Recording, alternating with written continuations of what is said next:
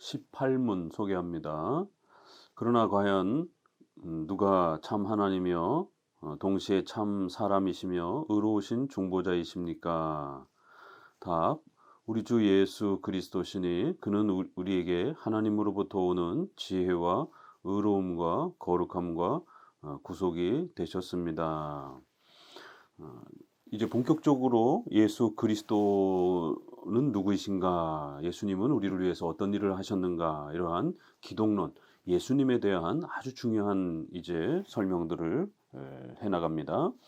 앞부분에서는 어, 인간의 그 죄의 성격과 그 죄의 본질을 소개하면서 바로 이러한 인간의 죄를 해결하기 위해서는 반드시 죄값에 대한 문제와 또 그러면서 율법에 순종해야 하는 이런 인간이 처해 있는 그런 하나님의 공의로운 요구에 대한 부분들을 소개했고요.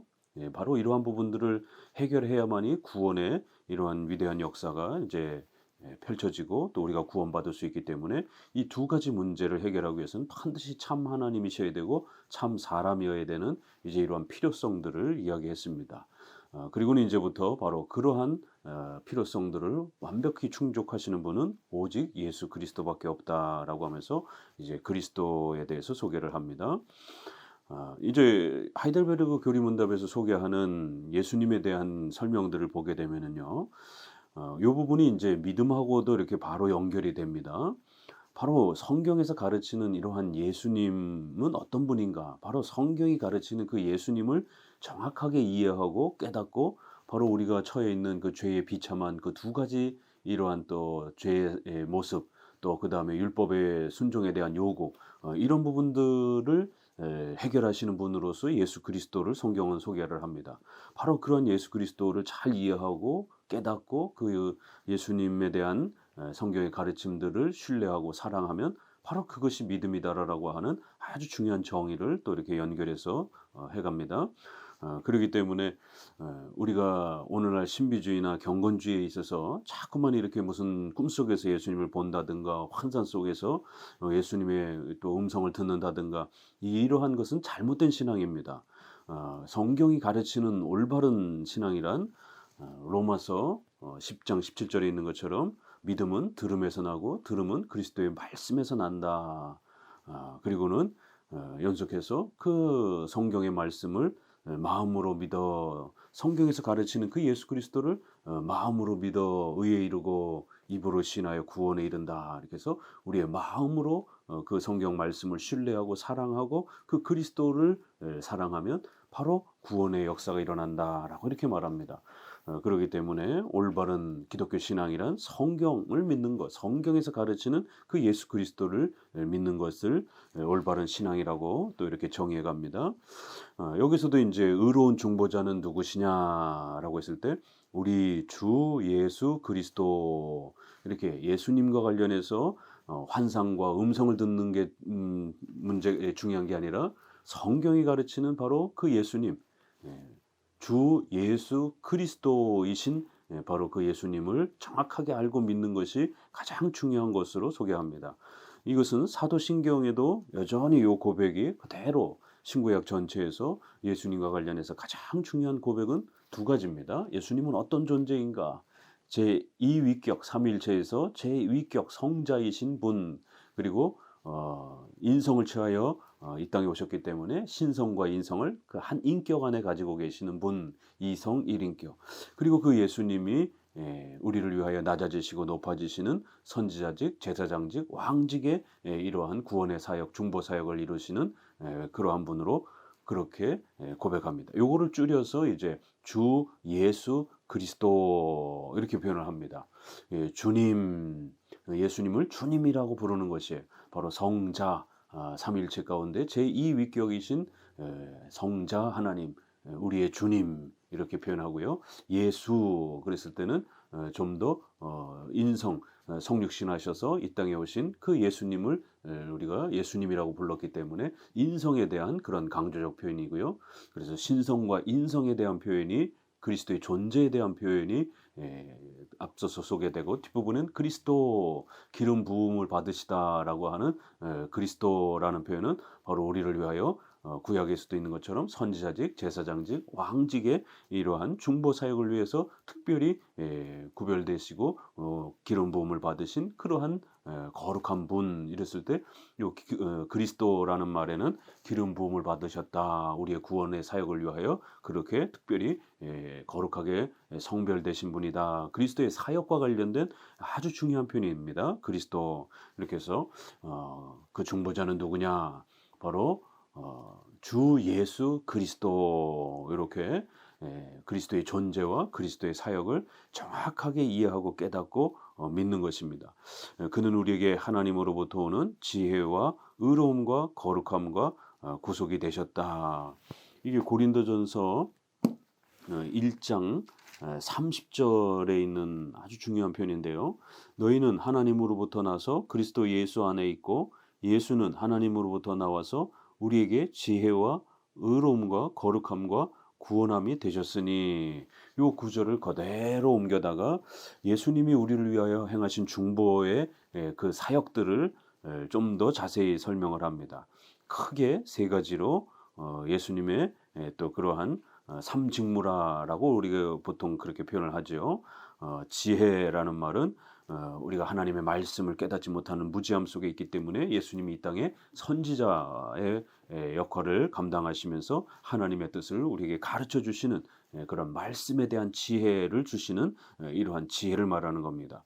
또 의로움과 거룩함 이것은 바로 예수님이 제사장의 역할로서 우리의 그 모든 죄값을 해결해 주시고 우리를 하나님의 자녀로 또 그렇게 초대하는 칭의와 성화와 관련된 의로움, 칭의와 관련된 부분, 거룩함은 성화와 관련된 그래서 구원의 이 두 개의 축복과 은혜라고 표현하는 바로 칭의와 성화에 대한 그런 제사장으로서의 그런 역할을 좀 더 이렇게 표현을 하고 거룩함을 구별해서 왕직에 이렇게 또 표현하는 그리스도께서 우리를 통치하고 다스리시면서 교회의 권징을 통하여 우리를 더욱 성화시켜가는 우리를 통치하는 하나님의 거룩한 백성으로 다스려가는 그런 부분으로 좀 거룩함을 또 나눠서 왕직에 관련해서 또 이렇게 연결해서 되고요. 이 모든 부분들이 결국 구속, 구원, 속량 바로 우리의 죄값을 그렇게 제거하고 율법에 순종하셔서 하나님의 공의로운 모든 요구들을 만족시키는 바로 구원의 이 위대한 성취를 구속 이렇게 표현합니다. 그래서 예수님이 우리를 부자로 만들기 위해서 신비 체험을 만들기 위해서 무슨 사회 정의를 이룩하기 위해서 오신 분이 아니라 구속 죄로부터 우리를 구원하여 주셔서 우리를 하나님의 자녀의 백성으로 삼는 바로 이 구속 죄값을 해결하는 문제와 또 율법에 순종하셔서 의를 우리에게 획득해 주시는 이러한 공의의 만족에 대한 이 구속, 구원 또 속량 이것은 몸값을 지불하고 이렇게 자유롭게 해주는 이러한 고대의 용어에서 온 것입니다. 그거를 우리 기독교 구원에 사용해서 구속, 속량, 구원 이렇게 표현을 했습니다. 이처럼 예수님은 누구시냐? 그래서 이 우르시누스 설명에서도 그 다음 주목해야 할 질문은 이 중보자가 누구냐 하는 것이다. 이러면서 구원과 관련해서는 성령은 이 권한을 지니지 않으셨다. 이러면서 그는 아들이 아니시기 때문이다. 또한 성부께서도 그런 권한이 없었다. 그 역시 아들이 아니시기 때문이며 또한 그로서는 아들을 통하여 우리를 그의 자녀로 입양시키는 일이 합당했기 때문이다. 그러므로 하나님의 본성적인 아들이신 그 말씀만이 우리의 중보자시요 그 독생자 안에서 우리가 하나님의 자녀로 입양되는 것이다. 이렇게 해서 성부가 이 중보자가 되어질 수는 없다. 왜냐하면 성부가 공의의 요구를 하시는 것이기 때문에 또 성령 하나님께서는 인성을 취하지 않으셨기 때문에 또 그러한 역할을 하실 수 없다라고 오직 예수 그리스도만이 신성과 인성을 가지신 예수님만이 바로 이 중보자이시다라고 이렇게 말합니다. 그리고 예수님이 행하시는 그런 아주 중요한 일과 관련해서는 타락 이후에는 그것들이 우리에게 동일하지 않다. 이 타락 이전에는 의로움과 거룩함이 우리에게 서로 동일한 것으로 이렇게 소유하고 있었는데 타락 이후에는 이제 이런 부분들이 없어졌다라는 거예요. 이제 그리스도께서 우리의 의로우십니다. 우리의 칭의는 그의 의로움의 전가에 있으며 전가를 통해서 우리가 하나님 앞에서 의로운 자들로 인정받는 것이기 때문이다. 이렇게 해서 예수님이 행하시는 것은 부자가 되는 것, 사회정의 신비 체험이 아니라 이렇게 우리의 모든 죄값에 대한 문제와 율법의 요구에 대한 의로운 순종을 통하여 이러한 전가의 그리스도께서 이루신 그러한 전가의 이러한 은혜를 통해서 우리가 행한 게 아님에도 불구하고 마치 우리가 그렇게 죄값을 지불하고 율법에 순종한 것처럼 예수님이 행하신 그 희생과 그 순종을 우리의 것으로 전가 여겨주다라는 거예요. 그렇게 인정해 주시는 이러한 방식을 통해서 구원의 역사가 이루어진다라는 것입니다. 그래서 이제 책의 설명에서도 중보자란 무엇인가, 우리에게 과연 중보자가 필요한가, 그의 직분은 무엇인가, 그는 어떤 종류의 중보자야 하는가, 그는 누구인가, 중보자 한 분 외에 더 있을 수 있는가, 이제 이런 부분에 대해서 조금씩 더 이렇게 추가적으로 설명을 하는 것을 보게 됩니다. 그리고 그 중보자의 직분과 관련해서 이제 조금 더 이제 집중해 보게 되면 선지자직, 제사장직, 왕직 이렇게 소유리 문답에서는 이렇게 좀 더 선명하게 이렇게 정리해서 표현을 하는데 하이델베르그 의리문답에서는 이렇게 지혜와 또 의로움과 거룩함 이렇게 좀 더 나누어서 이렇게 표현하는 것을 보게 됩니다. 바로 이런 부분에 대해서도 책의 설명은 바울은 이 복들을 네 가지의 일반적인 용어들로 포괄하여 표현했다. 그래서 좀 더 성경적인 그러한 그 표현 그대로를 옮겨서 첫 번째는 지혜가 되셨다. 이렇게 그래서 하나님의 말씀을 깨우치는 이런 부분들. 그 다음에 의로움이 되셨다. 이렇게 거룩함이 되셨다. 그 다음에 구원함이 되셨다. 이제 이런 부분들을 표현하고 있습니다. 그리고는 이제 책에서는 다시 한번 또 이 행위 언약, 은혜 언약의 관계성을 예수 그리스도와 연결해서 또 설명을 하려고 합니다. 그래서 하나님의 언약에 관하여라는 항목을 이 18문에다가 적용을 해서 중보자란 바로 이 언약을 성취하는 그런 사역과 목적을 가지고 오시는 것이다라고 해서 언약을 바르게 이해해야 예수 그리스도께서 누구신지 또 이 땅에 오셔서 무엇을 하셨는지를 정확하게 이해할 수 있는 것이다라고 이렇게 설명해 갑니다. 그래요. 화해, 이 중보라는 이 성경에서는 이제 이러한 표현에서는 언약이라고 부르는데 이것은 구체적으로 중보자와 관계가 있다. 그렇기 때문에 하나님께서 사람과 맺으신 언약의 교리가 중보자의 교리와 밀접한 관련을 맺는다. 이러면서 행위 언약, 은혜 언약 이렇게 해서 행위 언약과 관련해서는 죄의 문제를 우리가 정확하게 이해하는 것이고요. 그래서 죄값이 발생이 됐다라는 것, 하나님의 명령을 어겼기 때문에 죄값이 발생이 되었고 또 여전히 율법이 행위 언약이 요구하는 의로운 순종에 대한 요구 이 두 가지가 그렇게 남아 있다라는 것 인간에게. 그래서 예수님은 인간이 행하지 못하는 이 언약의 책임을 결국 예수님이 오셔서 우리 대신 죄값을 치르시고 또 행위 언약의 의로운 요구들을 온전히 예수님이 순종하셔서 그렇게 우리의 것으로 주신다라는 거예요. 그래서 우리 대신 희생하시고 대신 순종하셨다. 그래서 우리가 은혜 언약이라 이렇게 부르는 것입니다. 값없이 은혜로 그렇게 이루어 주셔서 우리에게 대가와 조건 없이 그렇게 주셨다. 그래서 은혜 언약이라고 말하는 겁니다. 그래서 행위 언약과 은혜 언약은 서로 조화 관계 속에서 있는 것입니다. 최근에 그렇게 은혜 언약을 강조하면서 행위 언약을 극단적으로 이렇게 비판하고 공격하는 또 율법을 아주 공격적으로 비판하는 이러한 개혁주의권 내의 목회자들의 또 이런 그리스도의 능수동의 순종과 관련해서 이렇게 수동순종만 강조하면서 그리스도의 율법에 순종하시는 이런 부분들의 이런 능동적 순종에 대한 부분들을 부정하는 이러한 심각한 개혁주의 목회자들의 곡해와 또 오해가 있습니다. 하이델베르그 또 소요리 문답 모든 부분에서 이렇게 행위 언약, 그 은혜 언약의 조화, 그러한 그 율법에 순종하시는 그리스도의 또 그러한 사역, 또 죄값에 대한 이러한 죄값을 치르는 이러한 그리스도의 또 이러한 은혜 이런 걸 전부 이렇게 포괄적으로 포함해서 그리스도의 사역과 또 그것이 구원으로 칭의와 연결되는 것이지 예수님 십자가에 죽으시는 것만 또 이렇게 수동적 순종만 은혜 언약만 강조하면서 반대로 행위 언약을 공격하고 율법을 공격하고 또 그리스도께서 율법의 전생애를 통해서 그렇게 순종하신 이러한 부분들을 비판하는 이런 부분은 칭의론에 있어서 구원론에 있어서 심각한 이런 반쪽만 설명하게 되는 이러한 일이 벌어지기 때문에 굉장히 위험한 잘못된 그러한 해석입니다.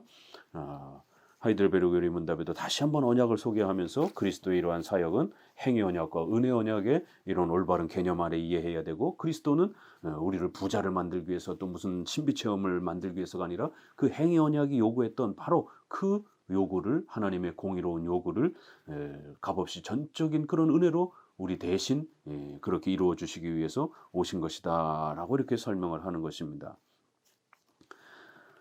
이런 부분들을 이제 몇 가지로 설명하는데 이 은혜 언약은 한 가지인가 아니면 한 가지 이상인가 이러면서 이 은혜 언약의 본질은 하나요 그 양상에서는 둘이다 이러면서 이것도 웨스트민스터 7장의 언약론 부분에서 6항에 보게 되면 은혜 언약은 신구약이나 하나요 그리고 그 경륜이 차이가 난다 이렇게 해서 통치 방식이 차이가 난다 그래서 구약과 신약 이렇게 옛 언약 새 언약으로 나눌 수 있다라는 겁니다. 절대로 은혜 언약이 두 개가 있는 게 아닙니다. 그런데 이제 오늘날 제세례파, 침례교 이런 형태들은 구약의 은혜 언약의 이러한 그 존재성을 아주 과감하게 부정을 합니다. 그래서 구약의 할례가 오늘날 세례로 연결되어지는 이런 부분들을 부정하고 그래서 침례교는 구약의 이러한 어린아이들이 할례를 받는 부분에서 신약으로 유아세례를 받는 우리 장로교의 유아세례론을 부정하면서 구약의 그런 할례가 신약으로 연결되어서는 안 된다 그러면서 신약의 은혜 언약만 강조하는 이런 아주 단편적인 그런 언약적 관점을 취하고 있습니다.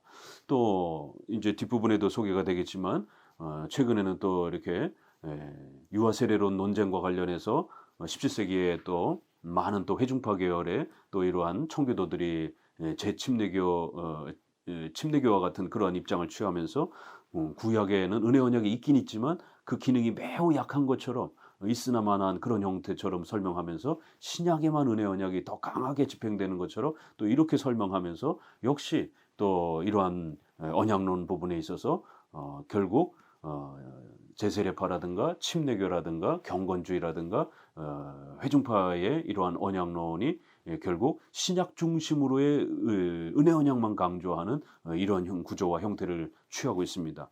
그래서 제가 계속해서 회중파의 이러한 신학과 장로교회의 개혁주의가 큰 면에 있어서는 어느 정도 일정 부분 개혁주의를 추구하는 건 맞지만 그럼에도 불구하고 그들은 교회론에서 장로교를 구성을 취하지 않기 때문에 장로교도들이 아니라라고 자꾸 말씀을 드리는 것이고 또 이러한 성령론이라든가 이런 데 있어서는 에드워드도 그렇고 로이드 존스도 그렇고 결국 제세례파 또 현대에서는 오순절파의 성령론을 제2 성령 세례, 은사체험 이런 부분들을 열어놓고 있기 때문에 매우 조심해야 된다라고 말씀을 드리는 것입니다. 또 구원론에서는 은혜 언약이라든가 성화론이라든가 이런 부분에 있어서는 알미니안주의의 이러한 제세례파의 또 이러한 신학의 체계의 원리들이 일부분 또 이렇게 스며들어 있기 때문에 또 그런 부분들을 조심해야 된다라고 말씀을 드리는 것입니다. 회중파가 이단이다 이런 뜻이 아닙니다. 회중파는 감리교보다도 훨씬 뛰어난 그런 그 교파입니다. 개혁주의를 그래도 추구하려고 하는 더 훌륭한 그러한 교파고 하나의 신학 사상입니다. 그러나 장로교만큼 뛰어나진 않다라는 겁니다. 우리가 루터파와 개혁파를 구별합니다. 왜 루터파와 개혁파를 구별하겠습니까? 왜 루터와 츠빙글리가 성만찬을 가지고 논쟁을 하면서 싸웠겠습니까? 그 별거 아닌 그런 문제가 아닌 것이에요. 그 어려운 시절에 서로 힘을 합쳐갖고 그냥 대충 그냥 서로 초교파적으로 그냥 하나로 형성을 해서 카톨릭을 대적하면 안 되는 겁니까? 이 신학이란 그런 게 아닙니다. 분명히 루터도 프로테스탄트로 동료예요. 그럼에도 불구하고 성경적으로 더 개혁해야 한다라고 하는 이러한 기독교적 사명 아래에 루터의 이신칭의만 강조하는 이러한 신학 구조를 가지고는 예배도 개혁해야 되고 교회 정치도 개혁해야 되고 성도들의 생활에 대한 부분들도 개혁해야 되는 이런 총체적인 성경의 개혁에 있어서 루터파의 신학의 구조는 미흡하고 부족하다라는 겁니다. 그래서 그러한 부분들을 문제 삼고 더 개혁하기 위한 목적으로서 루터의 신학을 넘어서자라고 이야기를 하는 것이지 루터가 이단이다 이런 비판이 아닌 것입니다. 그래서 오늘날 제가 회중파를 비판하고 책망을 할 때도 회중파가 무슨 감리교도다, 회중파가 무슨 오순절파다, 회중파가 무슨 이단이다 이러한 비판이 아닌 것입니다. 신학에 어떤 문제점이 있으면 반드시 비판하고 책망해 줘야 되는 것입니다. 루터파의 신학을 뛰어넘지 않으면 성경의 더 풍성하고 위대한 부분들을 성도들이 못 갖는 것입니다. 그렇기 때문에 쯔빙글리나 불링거나 칼빈은 루터파와 하나의 교단을 이루지 아니하고 분리해서 결국 개혁파라라고 하는 그러한 또 교단을 형성하는 것입니다. 마치 베드로의 유대주의에 대한 잘못된 의식을 결국 바울이 책망을 하는 것처럼 사도들끼리도 그렇게 잘못된 부분이 있으면은 분명히 지적하고 책망하는 것이에요. 그래서 성경의 기독교의 원칙과 그 핵심 교리들이 느슨해지거나 또 곡해되어지거나 혼합되어지지 않도록 그렇게 끊임없이 개혁에 대한 또 이 열정과 또 열심을 그렇게 유지해야만이 기독교의 올바름들이 유지가 되는 것입니다. 그래서 회중파와 장로교의 차이점들을 오늘 우리 시대에 이렇게 구별해야 된다라고 제가 거듭 자꾸 말씀드리는 것도 이런 회중파의 신학의 약점, 바로 루터파가 가지고 있는 그 약점하고 거의 비슷한 약점을 가지고 있습니다. 구원론 중심으로 이신칭의 중심에 이렇게 집중되어 있고 결국 전체적으로 이렇게 쯔빙글리나 칼빈이나 이렇게 정통 장로교회가 추구했던 이런 부분에 있어서 많은 부분들을 놓치고 있는 이런 회중파의 이러한 그 연약한 신학 구조를 가지고는 건강한 기독교회의 이러한 우리 선조들이 종교개혁자들이 회복했던 그러한 건강한 기독교의 신학의 체계들을 이렇게 구축할 수 없다라는 부분에 대해서 문제점을 지적을 하는 것입니다. 그러면 더 훌륭한 그러한 그 기독교의 유산과 또 이러한 열매들이 있는데 왜 굳이 이렇게 미흡하고 부족한 그런 회중파 신학의 체계 아래에서 우리가 평생 신앙생활을 해야 할 필요가 없는 것이죠. 잠깐은 거기를 통해서 눈을 뜨고 도움을 받았다 할지라도 더 훌륭한 이러한 정통 기독교의 이러한 신학의 체계가 있다라면 거기로 계속해서 더 발전해 가야만이 우리의 신앙이 발전해 가는 것입니다. 종교개혁 시대 때 얼마나 많은 사람들이 루터파의 신학을 통해서 도움을 받았습니까? 개혁파에 있는 많은 사람들도 루터의 이러한 신학을 통해서 많은 도움을 받았습니다. 그럼에도 불구하고 거기에 머물러 있지 않고 결국 낙스도 그의 선생들이 다 루터파의 영향을 받은 그런 분이었지만 결국 낙스는 거기서 눈을 뜨고 제네바의 신학교에 가서 칼빈의 신학을 통해서 더 훌륭한 신학의 체계를 완성하면서 스코틀랜드를 장로교회로서 그렇게 더 훌륭한 기독교회의 더 성경적인 그러한 기독교의 모습으로 개혁해낸 것입니다. 이것이 신자의 또 신학자의 목사의 또 이러한 추구해야 될 사명이지 연약한 그러한 형태로의 그러한 그 신앙의 수준이면 계속해서 머물러 있으면 안 되는 것입니다. 이 언약론과 관련해서 이렇게 하이델베르그 류문답은 그 언약의 본질은 하나요. 그 양상은 둘이다. 그 통치 방식은 둘이다. 이런 부분 아주 명확하게 이렇게 표현하고 있습니다. 이런 부분에 있어서 존 오웬이라든가 또 이렇게 최근에 소개되는 이러한 브라켈이라든가 또 조나단 에드워드의 또 로이드 존스의 언약론은 장로교의 언약론하고 상당히 거리가 있습니다. 이런 그 표현에 있어서 그렇기 때문에 계속해서 문제 제기를 하는 것입니다. 우르시누스도 뭐라고까지 권면을 하냐면 이 언약론과 관련해서 고대 선조들은 과연 우리와 다른 방도로 구원을 받았는가 하는 것은 큰 문제요. 이에 대해 많은 논란이 있어 왔다. 이 문제를 올바로 해명하지 않으면 복음 주변에 어둠이 드리워지게 된다. 이런 염려를 하는 것입니다. 결국 이 은혜 언약에 대한 신구약의 통일성과 차이성을 제대로 인식하고 제대로 바르게 설명하지 못하면 칭의 복음의 이 핵심과 본질이 흐려지게 되고 또 깎여지게 되고 공격을 받게 되는 이러한 위험을 갖게 된다라는 것입니다. 그래서 우리 장로교의 은혜 언약론이 회중파의 은혜 언약보다 침례교의 은혜 언약보다 훨씬 더 뛰어나고 높다라는 것입니다.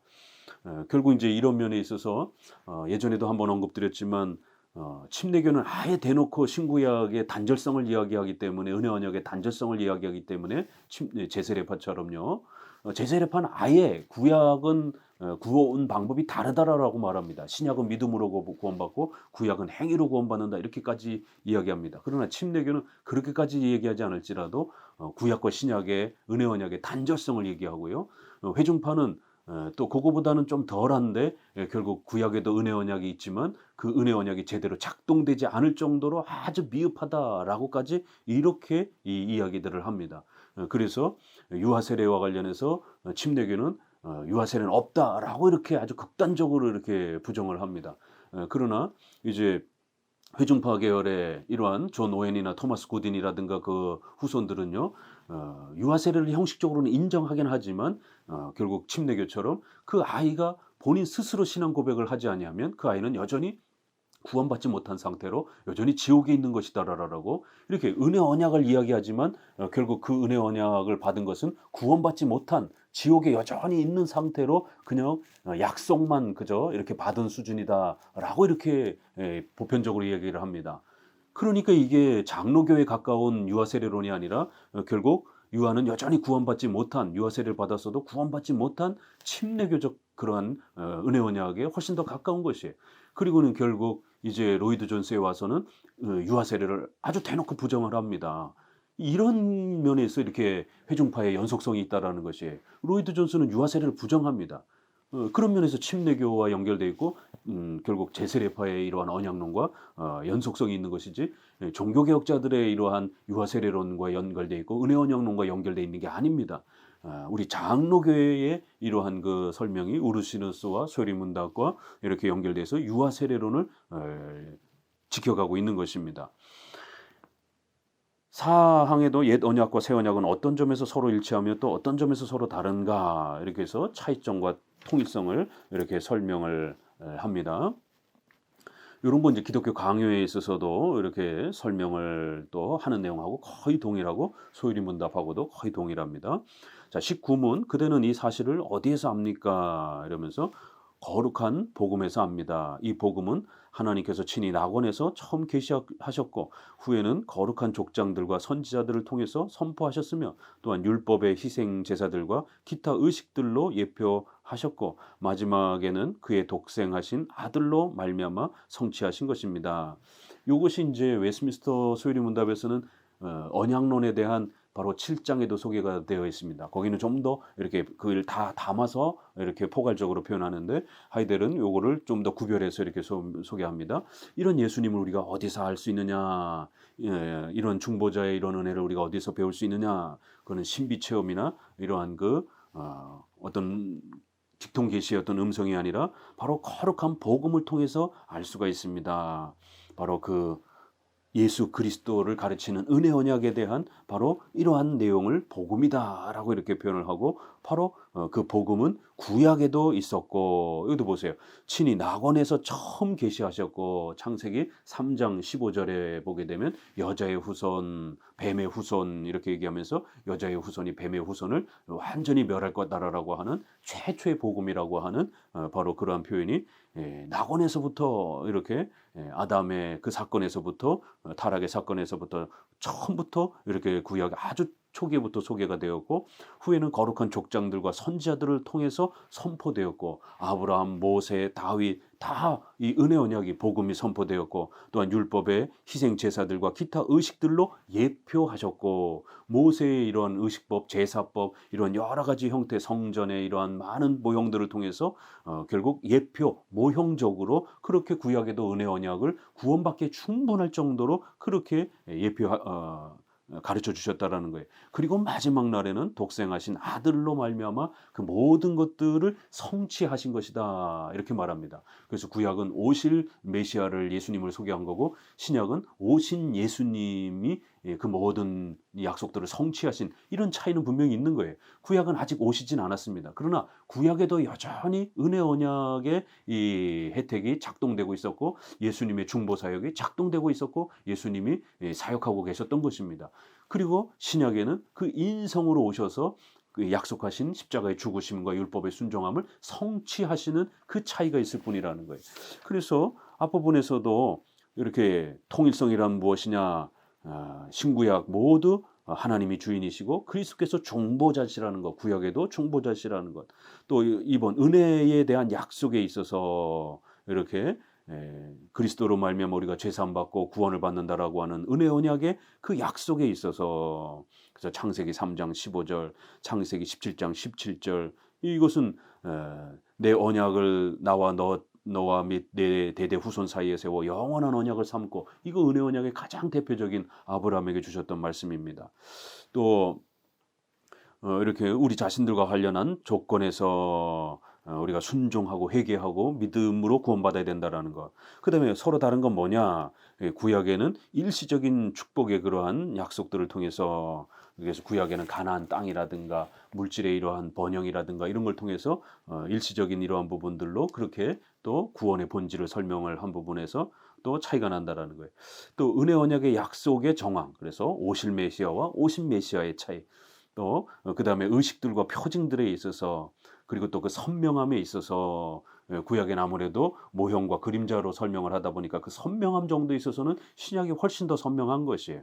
이런 부분에서 또 그 지속 기간에서 또 그 의무에서 시민법과 의식법의 이러한 여러 가지 형식들이 이렇게 또 있었다라는 것이에요. 또 그 범위에서 유대 민족에게만, 또 신약에는 전 세계를 대상으로 해서 이런 부분에 차이가 있는 것이지, 칭의에 또 구원의 믿음의 방법에 또 예수님이 활동하시는 예수님의 중보 사역에 이런 부분에 있어서는 동일하다라는 것입니다. 그렇기 때문에 구약에도 은혜 언약이 여전히 있었고 작동하고 있었고, 구약에도 예수님을 오직 믿음으로 은혜 언약을 통해서 구원받는 이러한 구원의 원리는 동일한 겁니다. 웨스민스터는 어떻게까지 얘기냐면 동일하며 하나이며 동일하다라고 이렇게 말합니다. 하나라는 부분에 있어서는 제세례파가 자꾸 두 개다라고 주장을 했기 때문에 제세례파를 배격하기 위해서 하나다라고 이렇게 결론을 내린 거고요. 동일하다라고 하는 이제 이런 표현들은 벌써 회중파가 사보이 선언을 통해서 존 오웬과 토마스 구딘이라든가 이렇게 본격적으로 회중파가 교파로서 이렇게 형성되기 그 전에부터 벌써 에임스라든가 코케우스라든가 이렇게 여러 활동들을 초기에 그러한 그런 신학적 내용을 이렇게 벌써 가르치고 있었던 이런 분들이 있었기 때문에, 그러한 회중파적인 이러한 언약론에 대해서 구약과 신약이 동일하지 않는, 그 정도에 있어서 동일하지 않는 이런 주장들을 자꾸 했기 때문에 코케우스는 거기에 아주 가장 심각한 그러한 또 분이었죠. 에임스의 제자입니다.